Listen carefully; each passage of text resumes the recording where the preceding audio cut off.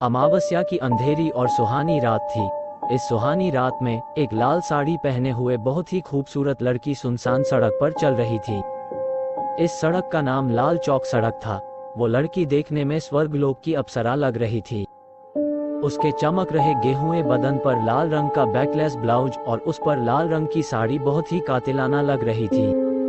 वो लड़की सड़क पर अपनी सुंदरता बिखेरते हुए चल रही थी। कुछ दूर चलने के बाद उस लड़की को सड़क के किनारे 3 लड़के सिगरेट पीते दिखे। लड़की ने घबराते हुए अपना चेहरा नीचे कर लिया और जल्दी जल्दी वहां से जाने लगी।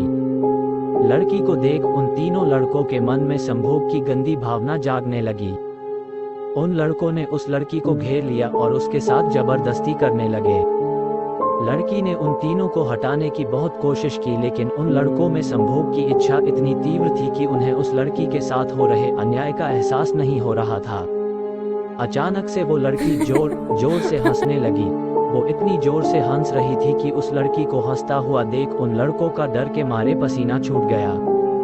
उनमें से एक लड़के ने डर के मारे लड़की का बदन छोड़ दिया, लेकिन 2 लड़के अभी भी उसके साथ जबरदस्ती कर रहे थे। जैसे ही एक लड़के ने उस लड़की के ओठों को चूमने की कोशिश की, तभी लड़की के बदन में भयानक और डरावने बदलाव होने लगे और लड़की के ओठों का आकार इतना बड़ा हो गया कि उन ओठों से उसने लड़के का चेहरा नहीं छाया। उस लड़की के बदन पर घने बाल निकल आए। उसके हाथ पैर के नाखून बड़े और खूंखार हो गए। उसका चेहरा बड़ा और भयानक हो गया था। अब वो एक अप्सरा नहीं बल्कि पाताललोक की दैत्य लग रही थी। उस डायन ने बाकी 2 लड़कों के बदन को अपने नाखूनों से चीरकर अपना भोजन बना लिया था। उन तीनों लड़कों को खाने के बाद उस लड़की का बदन वापस से खूबसूरत और आकर्षित हो गया। इस सुंदर, सुशील और खतरनाक लड़की का नाम वृतिका था, लेकिन सभी लोग इसे लाल चौक वाली चुड़ैल के नाम से पुकारते थे। उन लड़कों को मौत के घाट उतारने के बाद वृतिका अपने हुस्न से सुंदरता बिखेरते हुए वापस से सड़क पर चलने लगी। एक रात विशाल को ऑफिस में ज्यादा काम होने की वजह से घर पहुंचने में देरी हो गई थी। विशाल ने घर जल्दी पहुंचने के लिए लाल चौक सड़क का छोटा रास्ता ले लिया था। जब विशाल अपनी कार से ऑफिस से घर लौट रहा था, तभी लाल चौक सड़क पर विशाल को एक बहुत ही सुंदर लड़की दिखाई दी। वो लड़की वृतिका ही थी। जब तक विशाल उस लड़की के करीब पहुंचता, तब तक 2 लड़कों ने वृतिका को पकड़ लिया और उसके साथ जबरदस्ती करने लगे।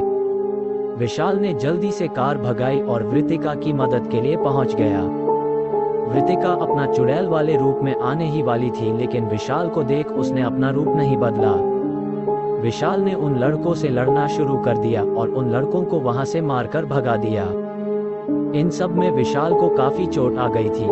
विशाल ने वृतिका से पूछा, क्या आप ठीक हैं?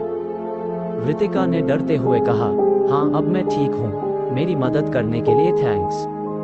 विशाल ने जवाब देते हुए कहा, इसमें थैंक्स की कोई बात नहीं है, ये तो मेरी ड्यूटी थी। विशाल ने वृतिका से लिफ्ट के लिए पूछा। वृतिका उसे मना करना चाहती थी, लेकिन विशाल ने जिद करके उसे उसके घर छोड़ने के लिए मना लिया था। विशाल वृतिका को अपने कार में बैठाकर उसके घर छोड़ने निकाल गया। कार में दोनों गाना सुनते हुए जा रहे थे। तभी विशाल ने वृतिका से पूछा कि वो इतनी रात गए यहाँ इस सुनसान सड़क पर क्या कर रही थी। वृतिका ने जवाब दिया कि मैं ऑफिस से घर जा रही थी और रास्ते में ये बदमाश मिल गए। विशाल ने कहा, हाँ आजकल तो लड़कों की हरकतें दिन प्रतिदिन गंदी ही होती जा रही हैं। तभी वृतिका ने कहा, लेकिन आप जैसे लड़की वजह से हम लड़कियां खुद को सुरक्षित महसूस कर पाती हैं। तभी विशाल ने अपना कार का शीशा ठीक किया तो उसने पाया कि वृतिका की शक्ल शीशे में बहुत ही डरावनी और भयानक लग रही थी। उसे देखकर विशाल बहुत ही बुरी तरह से डर गया और अचानक से कार का ब्रेक लगा दिया। विशाल डरते हुए वृतिका की तरफ देख रहा था।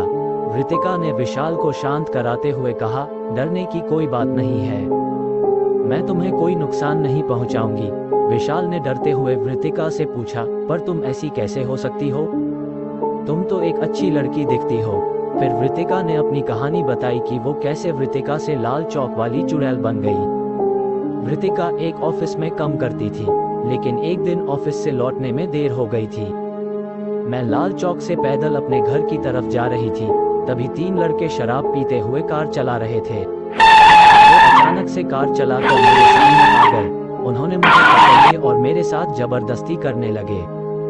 उन तीनों ने बारी बारी बड़ी बेरहमी से मेरा रेप किया और फिर गाड़ी से कुचलकर मुझे मार दिया।